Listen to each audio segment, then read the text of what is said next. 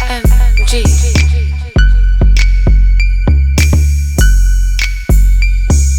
Money, Hey guys, just wanted to give you an update. The footage you are seeing is 2 weeks out from my first competition of the season.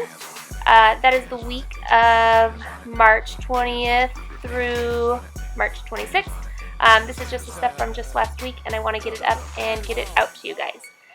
Starting off with a little bit of posing practice. I recommend filming at this angle from the bottom.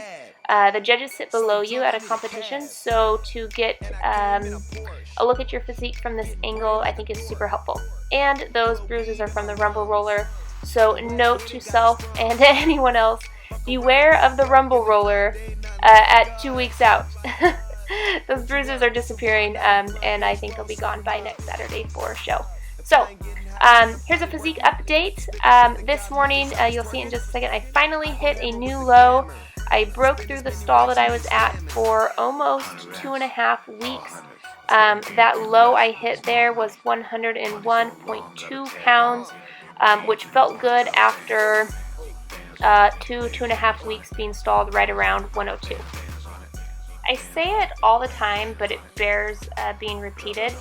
Your weight in bodybuilding really doesn't matter. Neither does your body fat percentage.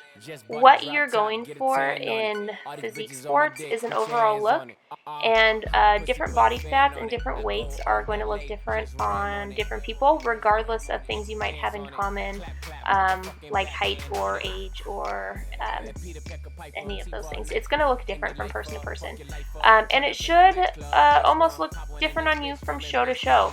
So my previous stage weights before, low of 97 pounds, my first competition. Last year I was right around 100. This year, if I walk on stage at 101, I'm not upset about it.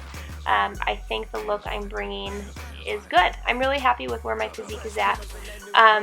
That said, I do think it's easy for competitors to get their minds wrapped on a number, and it's hard to let go of. You know what you brought last time and how it looked, and even if you're thinking improved package, better conditioning, you still get this number in your head, and it's not worth chasing. So regardless of what I walk on stage at for show, I'm happy with the package that I have. It does feel good to hit those lows on the scale because, like I said in my written blog, I felt watery.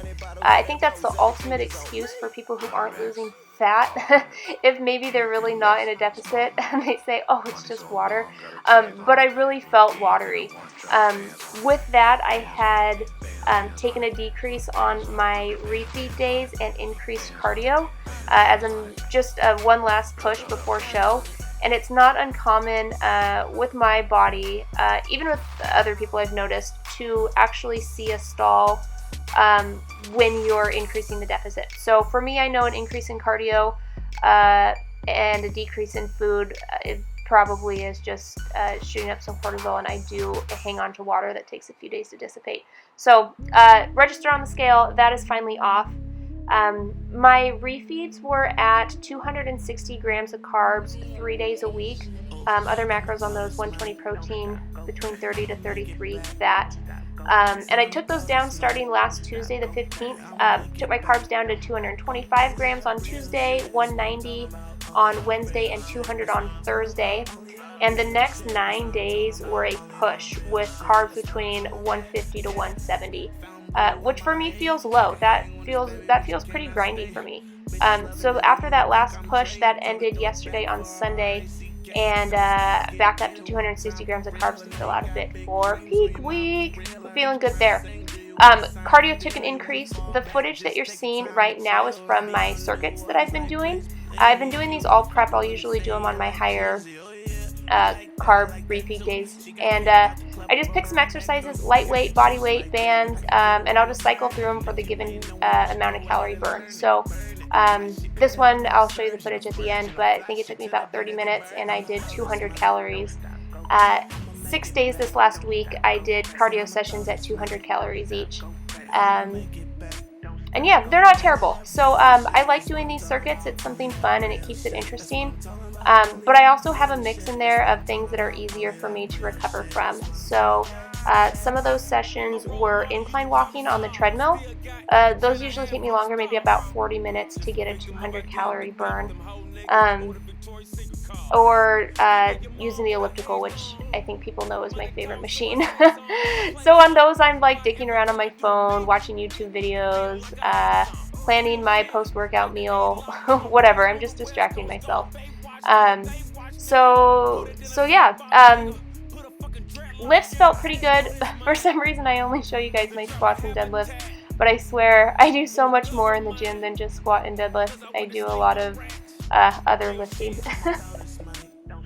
So yeah, that wraps up my 2 weeks out update. If I were to summarize it, it would be along the lines of last push before show. Peak week in my book is a time to relax now that the hard work is done and come into your show rested and recovered. So for me, 2 weeks out is the biggest push, the last push before it's done. And yeah, it felt like it. It was rougher in terms of lower food, more cardio, and I finally pushed through that last plateau, and yeah, feels good. So here we are as I'm recording this voiceover. It is Monday of peak week, and I've got a lot of footage to share with you guys for my peak week update. So that'll wrap up this 2 weeks out. Thanks for following along, and I will talk to you guys soon. Don't stop, go crazy. I'ma make it back. Don't stop, go